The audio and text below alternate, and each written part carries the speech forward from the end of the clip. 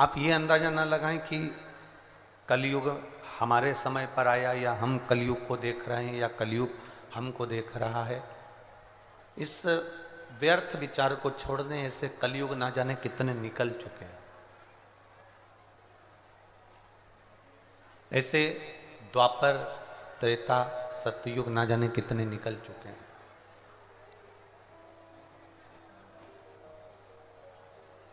आज इस कलिकाल में लोग दूसरे को बदलने में लगे। हर व्यक्ति ये चाहता है कि मेरी बहू बदल जाए, हर व्यक्ति ये चाहता है मेरी सास बदल जाए, हर व्यक्ति ये चाहता है कि मेरा पति थोड़ा बदले, हर व्यक्ति ये चाहता है मेरी पत्नी थोड़ा बदले, हर व्यक्ति ये चाहता है मेरी भाई बदले, बहन बदले, मेरे रिश्तेदार बदले। हम ये कहें, आप दुनिया को बदलने का प्रयास कर रहे हो कि ये बदल जाए। हम आपसे पूछें कि आप कितने बदले हो। जब हम खुद अपने आप को नहीं बदल सकते तो फिर दुनिया बदलने की बात क्यों करते हो कि कोई बदल जाएगा। आप स्वयं तो बदलो पहले। हम स्वयं तो बदल नहीं पा रहे हैं अपने आप को, अपने विचारों को, अपनी सोच को। हमारे भीतर हम एक ऊंचे पद पर बैठ जाएं, ऊंचे ओहदे पर बैठ जाएं, एक सत्ता के आनंद में बैठ जाएं या कोई सिंहासन पर बैठ जाएं और ये सोचें कि मैं सबको बदल दूंगा, परंतु शिव पुराण कहती है कि पहले अपने आप को हमें बदलना पड़ेगा।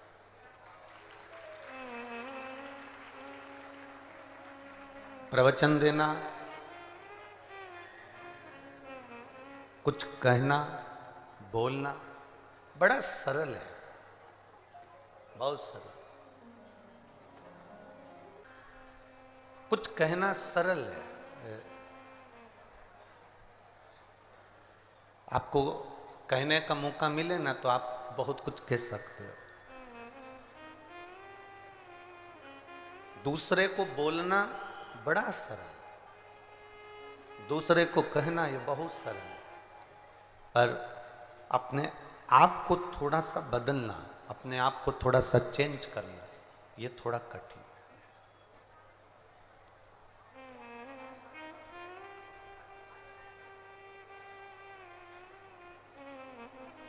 ये माइक तो आप किसी एक जिसने कभी माइक पे नहीं बोला उसको भी माइक पकड़ा दो तो वो आधा घंटा, 1 घंटा, 2 घंटा तो छोड़े ही नहीं। छोड़ेगा क्या? अरे बोलो तो जम के नहीं। आपके बीच में बैठे हुए छोटे से बच्चे को बुलाकर हम यहाँ माइक पकड़ा दे तो वो भी कुछ ना कुछ बोलना चालू कर देगा, भले वो पोयम सुना दे, चाहे टिंकल टिंकल लिटिल स्टार सुना दे,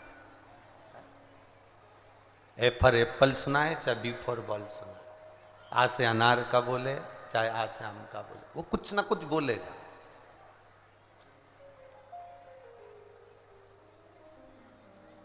माइक पकड़ लेना या दुनिया को प्रेरणा दे देना या दुनिया के सामने अपने विचारों को रख देना या दुनिया के लोगों को सुधारने का कार्य कर देना या दुनिया के लोगों को संबोधित कर देना, इस माइक के माध्यम से सबको, आप जितने बैठे हो ना कोई कम नहीं हो बोलने में, आप सबको माइक पकड़ा जाए तो आप 1-1 घंटा, 2-2 घंटा, 3-3 घंटा आराम से बोल सकते हो, आराम से बोल सकते हो। माइक पर बोलना सरल है, दूसरे को ज्ञान देना सरल है, दूसरे को समझाना सरल है, पर अपने आप को समझाना और जो तुम दूसरे से कह रहे हो वो अपने आप पर अमल करना बहुत कठिन है, बहुत कठिन।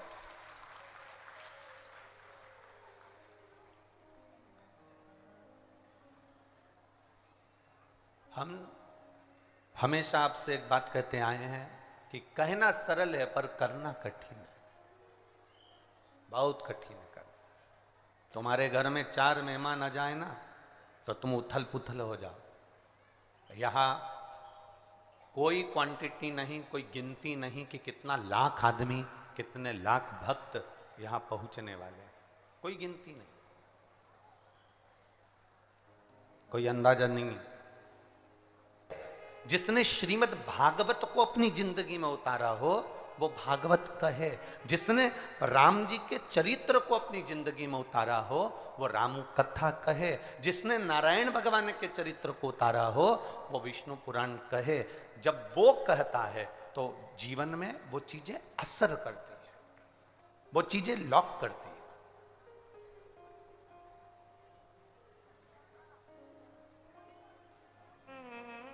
आपका पेट दुखा, आपके पेट दुखने में आपने थोड़ा सा अजवाइन खाया या हींग खाई या आपने कोई चीज खाई, आपका पेट दर्द बंद हो गया, तो आप घर में किसी का भी पेट दुखेगा ना तो आप सबसे पहले वो अजवाइन दोगे या फिर वो हींग दोगे या कुछ दोगे कि मैंने खाई थी, मेरा पेट बंद हो गया था, ले तू भी खा ले, तेरा पेट बंद हो जाएगा। कब दिया आपने? जब आपने खाकर देख लिया। कब दिया अजवाइन आपने? जब आपने खाकर देख लिया। कब दी हींग आपने? जब आपने खाकर देख लिया। उसी तरह जो उस पथ पर चलकर देख लिया है, जिसने अपने जितनी बात कथा के माध्यम से कोई कहे, कथा के माध्यम से कोई समझाए, वो उतनी बात अपने ऊपर कितना अमल करा, अपने ऊपर कितना उतारा।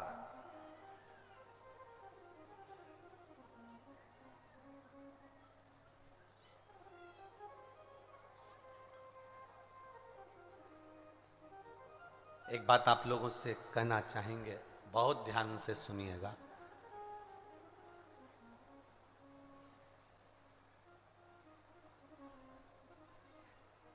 घर में रहने वाली बहू, घर में रहने वाली माँ, घर में रहने वाला बेटा, घर में रहने वाली बेटियां, घर में रहने वाला पुरुष जब कहीं प्रसिद्ध नहीं होता तब वो पूरा समय अपने घर में देता है। बोलो सही है कि गलत है?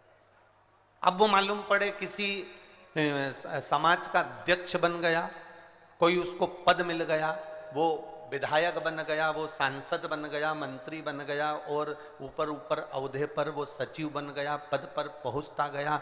जब उसकी प्रसिद्धि बढ़ती चली गई तो ईमानदारी से बोलो वो अपने घर को समय दे पाता है क्या? जरा जम के बोलिए, नहीं दे पाता। जैसा आपके साथ होता है वैसा एक संत, एक साधु, एक सन्यासी, एक तपस्वी, एक भगवान का भजन करने वाला और एक भगवान की भक्ति में डूबने वाले, भगवान का भजन में डूबने वाला संत, साधु, सन्यासी, तपस्वी, साधक, उपासक, इनके साथ भी होता है। जब संत भगवान का भजन करता है वो करता रहे करता रहे करता रहे, पर किसी संत, साधु, गुरुजन, ब्राह्मण जन जब उसकी प्रसिद्धि बढ़ती चली जाती है तो ईमानदारी से बोलो वो लोगों से मिलने में इतना लग जाता है तो कितनी माला जप पाता होगा, कितनी बार राम राम कृष्ण नाम, शिव नाम, राधा नाम, शिव नाम कितनी बार जप पाता होगा? क्या उसको समय मिल पाता होगा? बोलो बोलो, जम के बोलो जरा, मिलता होगा ना? एक साधु का स्वभाव, एक संत का स्वभाव, एक गुरुजन का स्वभाव, एक परमात्मा की भक्ति का स्वभाव। ट्रेन का काम क्या है? वो आपको एक स्टेशन से दूसरे स्टेशन तक छोड़ देगी, पर तुम सोचो कि ट्रेन मेरे घर चले तो जाएगी क्या? अरे बोलो तो जम के, नहीं। ट्रेन का काम है तुम्हें मंजिल तक पहुंचाना। एक गुरु का काम, गुरु कौन होता है? गुरु का तत्व क्या है? हमारे यहां कहा गुरु ब्रह्मा, गुरु विष्णु, गुरु देवो महेश्वर। हमारे यहां गुरु को शिव माना गया है और शंकर को गुरु माना गया है।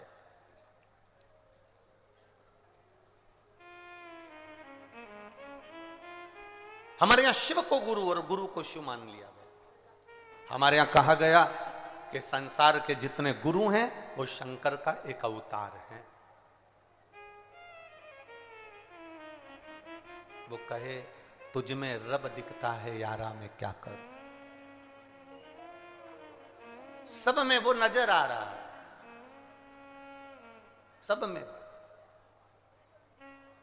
एक प्रवचन देने वाला, एक आपको सतमार्ग बताने वाला। अगर कोई किसी के प्रवचन सुनकर, किसी के सतवचन सुनकर, किसी की वाणी सुनकर आपका दिन बदला है, किसी की वाणी सुनकर आपका रहने का तरीका बदला है, किसी की वाणी सुनकर आप अगर मंदिर और देवालय शिवालय तक जाना प्रारंभ कर दिए हैं, किसी की वाणी सुनकर आपके रहने का तरीका और भगवान की कृपा अगर आप पर बरस रही है, तो मान लेना कि शिव ही गुरु है और गुरु ही शिव है। बस उसको मानकर हमें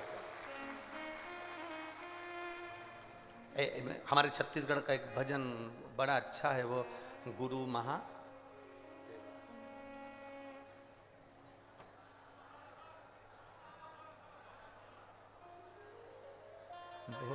एक लाइन गाओ जरा, उठना नहीं कोई भी हो, सब बैठे रहना, बस बैठे बैठे ताली बजाना। एक लाइन गाएंगे क्योंकि कथा का स्मरण करेंगे। जप हरे हरे हर हर बोला गुरु महादेव, जप हरे हरे हर हर बोला गुरु महादेव, जप हर हर बोला गुरु महादेव। अब जरा विचार करिए कि गुरु शिव है, शिव गुरु है, गुरु राम है, राम गुरु है, गुरु कृष्ण है, कृष्ण गुरु है, गुरु नारायण है, नारायण ही गुरु है, गुरु ब्रह्मा है, गुरु ब्रह्मा और ब्रह्मा ही गुरु है।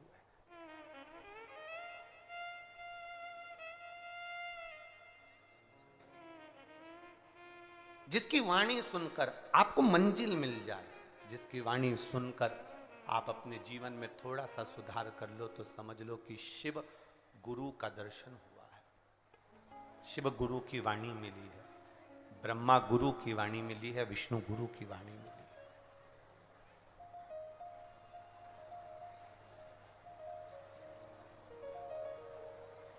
इसीलिए एक भजन का स्मरण आपको पहले हम सीहोर कथाओं में कई बार वर्णित किया।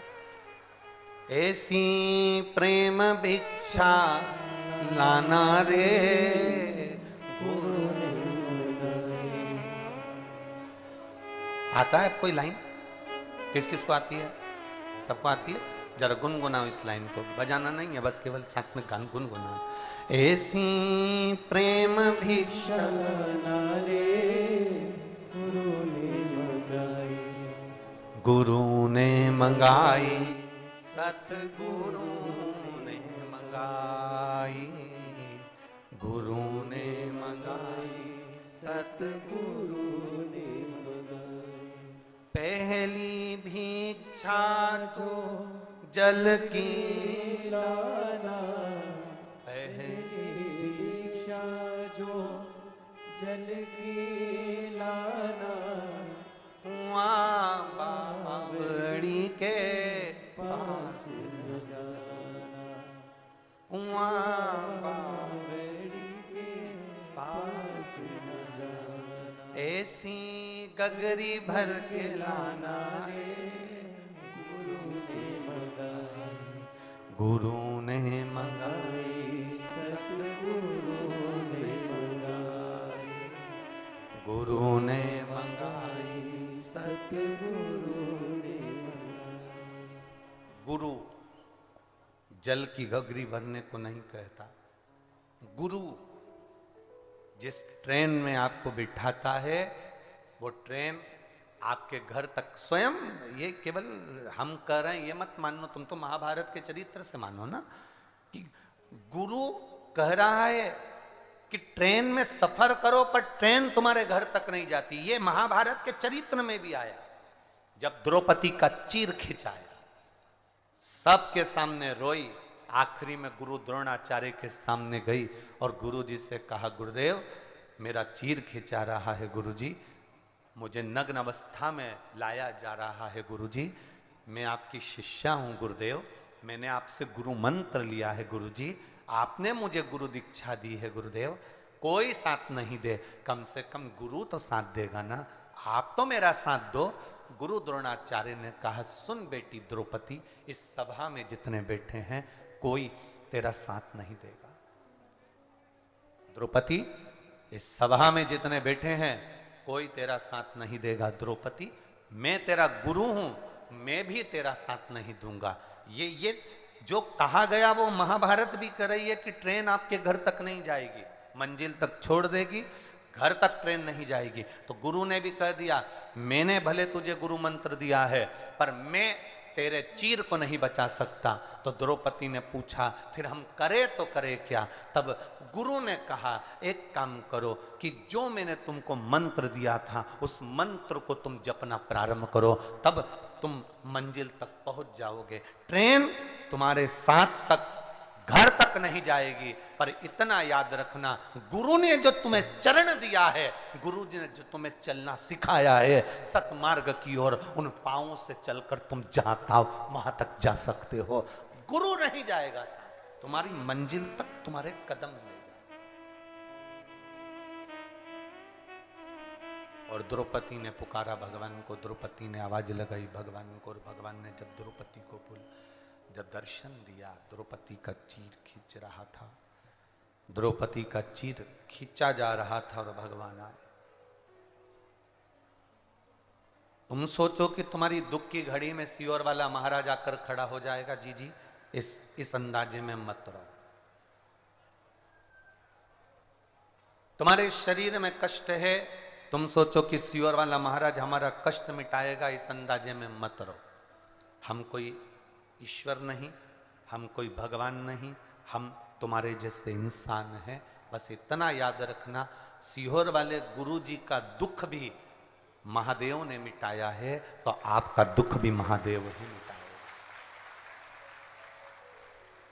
जो दावा करते हैं आज के समय में, जो दावा करते हैं आज के समय में कि आपका दुख वो काट सकते हैं, जो कहते हैं कि मैं आपका दुख मिटा दूंगा, समझ लेना असली गुरु नहीं है, कहीं का डुप्लीकेट तुम्हें ठगने के लिए आया है, असली नहीं है। असली कभी दावा नहीं करेगा कि मैं तुम्हारे को काल के मौत से बचा लूंगा, असली कभी दावा नहीं करेगा कि मैं तुमको इस बात से बचा लूंगा। असली एक ही बात कहेगा कि सुनो, ये दुख तुम्हारी जिंदगी में जरूर आएगा, क्योंकि ये मानव का शरीर मिलता ही इसलिए है क्योंकि तुम 84 लाख योनियां जो काट कर आए हो उसको भोगने के लिए मानव का शरीर मिलता है। बस इतना याद रखना, किसी के चक्कर में मत आना, एक लोटा जल का भरना और महादेव के पास जाना, क्योंकि दुनिया उसी के आश्रित रहे।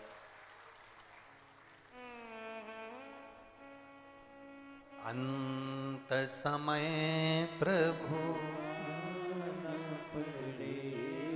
और वचन दिया तो निभाना पड़ेगा, आए ना आए प्रभु कुटुंब कभी ना, अंत समय प्रभु आना पड़ेगा, वचन दिया तो निभाना पड़ेगा। ये अंत समय में वो आएगा, तो तुम हमको ना पुकारें, तुम ये आशा न रखें कि सियोर वाला महाराज आएगा या कर जाएगा। ना ना, तुम जिस शंकर भगवान का भजन कर रहे हो, तुम जिस शिव की आराधना कर रहे हो, तुम्हारी दुख की घड़ी उस परमात्मा के भजन से, भगवान को एक लोटा जल चढ़ाने से दुख की घड़ी कटती है। लोग कहते हैं जल चढ़ाने से होता क्या, हम कहते हैं कभी कभी जीवन में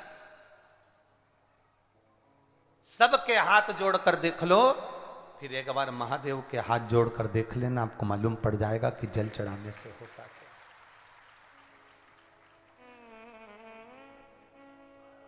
अभी मध्य प्रदेश, छत्तीसगढ़, राजस्थान और भी एक आध दो प्रदेश है जहां चुनावों की तैयारी चल रही है। बोलो सही है कि गलत है? अरे जम के तो बोलो, सही है ना? सब जगह पर, और इसके बाद में फिर अगले साल कोई जगह चुनाव की तैयारी होगी, फिर अगले जगह चुनाव की तैयारी होगी। कितने कितने लोग दिन रात राजनेता सत्ताधारियों के लोग हाथ जोड़ते फिर रहे हैं, हमारा टिकट, हमारा टिकट, हमारा टिकट, हमारा टिकट, पांव पड़ रहे हैं, लोगों के हाथ जोड़ रहे हैं, मात्र 5 साल की कुर्सी पाने के लिए दुनिया के राजनेताओं के पांव पड़े जा रहे हैं। एक बार मेरे महादेव का चरण पकड़ लेता तो तुझे ये सत्ता भी जीवन भर की मिल जाए। एक बार मेरे महादेव के चरण पकड़ लेता, जीवन भर की सत्ता मिलती। ये कुर्सी जो राजनेता देंगे वो 5 साल की रहेगी, पर मेरे परमात्मा के चरण पकड़कर जो मिलेगा वो यहां भी काम आएगा और वहां भी काम आएगा। ये यहां भी काम आएगा और वहां भी काम आएगा। तुम्हारा भजन, तुम्हारा कीर्तन, तुम्हारा मंत्र जाप, तुम्हारा स्मरण, तुम जितना जितना जपोगे, जितना जितना भजन करोगे, तुम्हारे काम आएगा। तुम्हारे काम, दूसरे के नहीं। आज हम केवल यहां प्रवचन देकर चले जाएं अपने कमरे में और भगवान का नाम ना जपें, भजन ना करें, शिव की आराधना ना करें। हमारी बस इतना जरूर कहेंगे कि 3.5 करोड़ रोम छिद्र ये मनुष्य के शरीर में होते हैं, पर ये तो नहीं मालूम कि हम 3.5 करोड़ बार भगवान का नाम ले पाते हैं कि नहीं ले पाते। पर इतना जरूर है कि जितनी श्वास निकलती होगी, श्री शिवाय नमस्तुभ्यम उसमें से निकलता जरूर होगा, ये पक्का। और ये आपकी जिंदगी में भी होना चाहिए, ये आपके जीवन में भी। इत्र की सीसी खुलती है, पूरे घर को सुगंधित कर देती है। आपके भीतर शिव भक्ति ऐसी होना चाहिए, शंकर का गुणगान ऐसा होना चाहिए।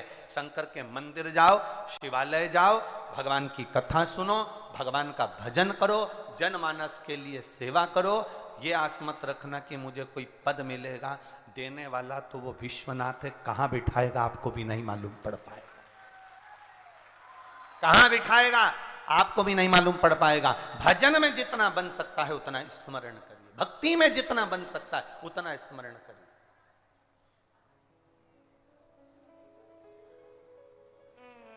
हमारी भक्ति के बल को हम बढ़ाएं, हमारे भजन के बल को हम बढ़ाएं, हमारे स्मरण को हम बढ़ाएं।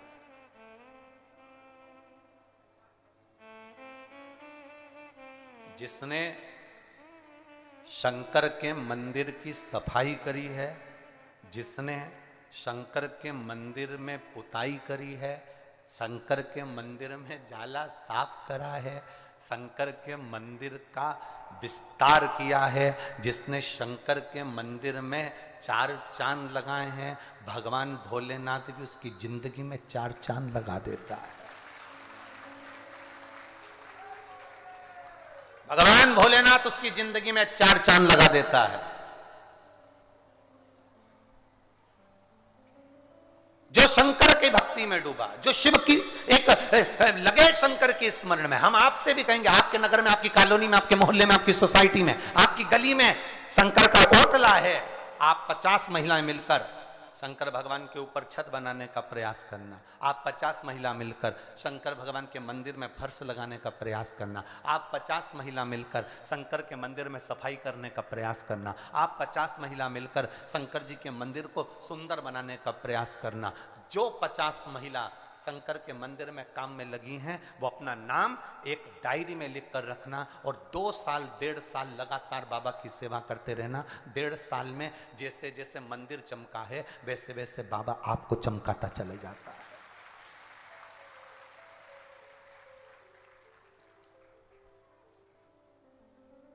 जरा विचार करिएगा, शिव भक्ति से मिलता क्या है, शंकर के गुणगान से मिलता क्या है।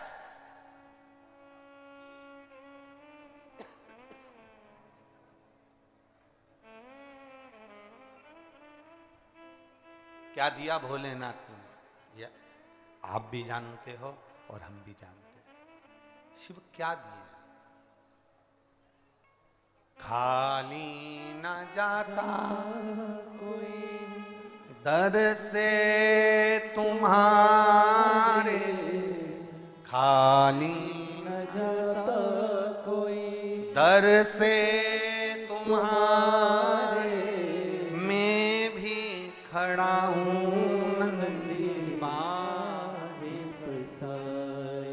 अपने हृदय से लगा लो,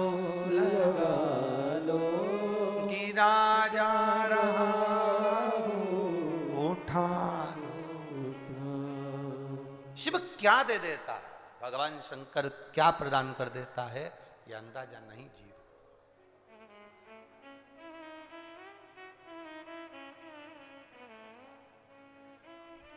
अपने भजन के बल को बढ़ाइए।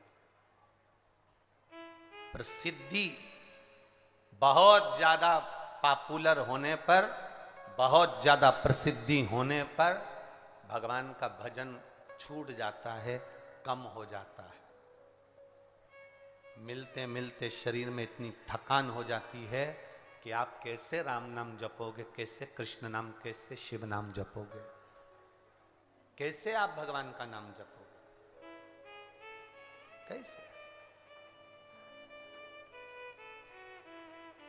कितने विचित्र कबीरदास जी, कबीरा, चारों तरफ कबीरदास जी का नाम चल रहा था, चारों तरफ कबीरा का नाम चल रहा था। कबीरदास संत, कबीरदास संत, कबीरदास जी ऐसे, कबीरदास जी ऐसे, चारों तरफ। काशी में सूचना कबीरदास जी बहुत पहुंचे हुए संत हैं। काशी का नरेश भी कबीरदास जी को आदर करता था, सम्मान करता, सत्कार करता, कबीरदास जी के आदर में लगा रहता। कबीरदास जी आए हैं, सिंहासन दिया जाता, आदर किया जाता, सम्मान दिया जाता, माला पहनाई जाती कबीरदास जी को।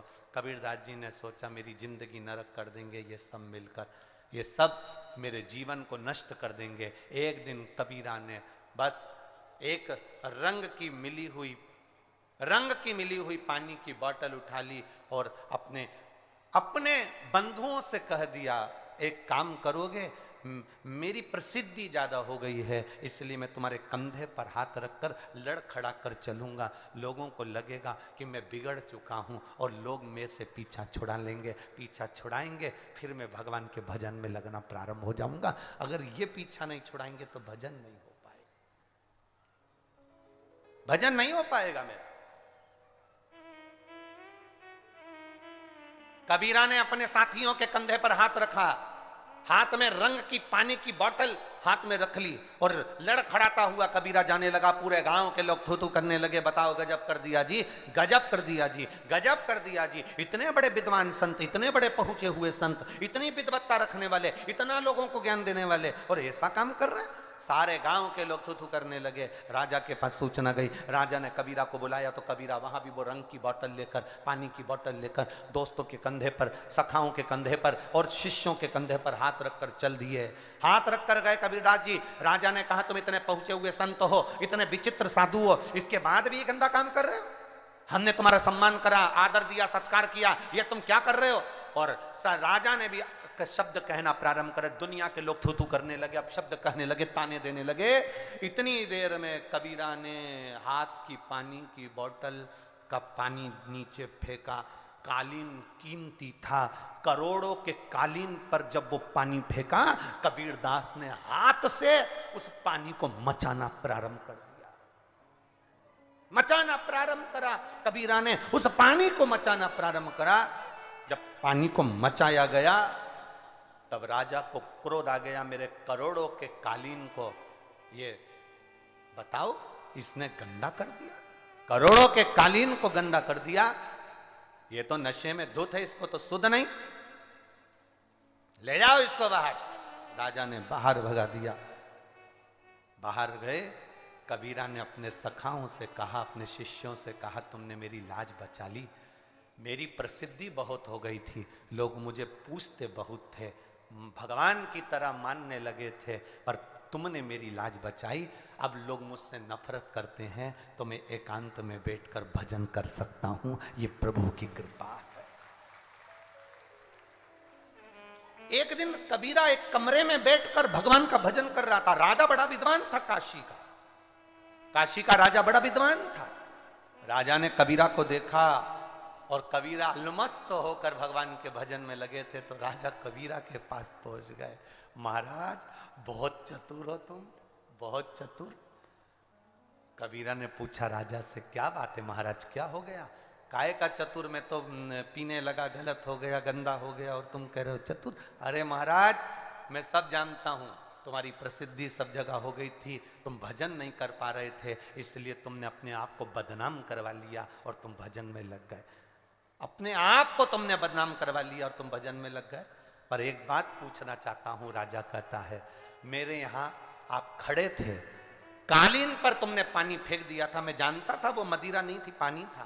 कालीन पर तुमने पानी फेंक कर मेरे कालीन को तुमने गंदा क्यों करा, वो तो बताओ कि हाथ से तुम क्या कर रहे थे। कबीरदास जी ने कहा, राजा तू मुझे पहचान गया, किसी को बोलना मती, नहीं तो लोग फिर मेरे पास आने लगेंगे। राजा, जिस समय में तेरे भवन में खड़ा था तो जगन्नाथ मंदिर में आग लग गई थी। जगन्नाथ मंदिर में रसोई घर के अंदर आग लग गई, और रसोई घर के अंदर आग लगी, वहां कोई बुझाने वाला नहीं था। तुरंत मैंने उस आग को बुझाया। राजा हंसने लगा, कहां की बात करते हो, अब लगता है कि तुम पक्के में नशे में हो, पक्के में। राजा ने कहा, ऐसा हो सकता?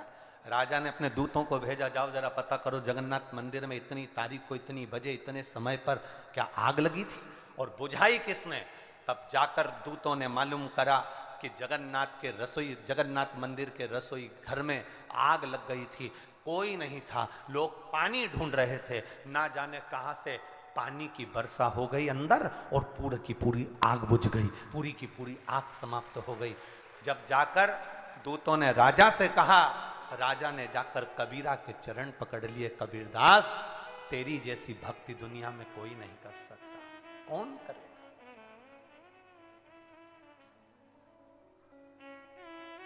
कौन कर सकता। अरे एक झोली में फूल भरे हैं, एक झोली में कांटे, और तेरे बस में कुछ भी नहीं वो बांटने वाला। अरे कोई कारण होगा, अरे कोई सांप भी डस ले तो मिल जाए किसी को जीवन दान। सांप भी डस ले तो मिल जाए किसी को जीवन दान। और एक चींटी के कांटे से, एक चींटी के कांटे से मिट जाए नामो निशान। अरे कोई कारण होगा, अरे कोई कारण, कोई कारण होता है। एक पत्र आया है, उस पत्र में एक बहन ने लिखा, उस पत्र के अंदर, गुरुजी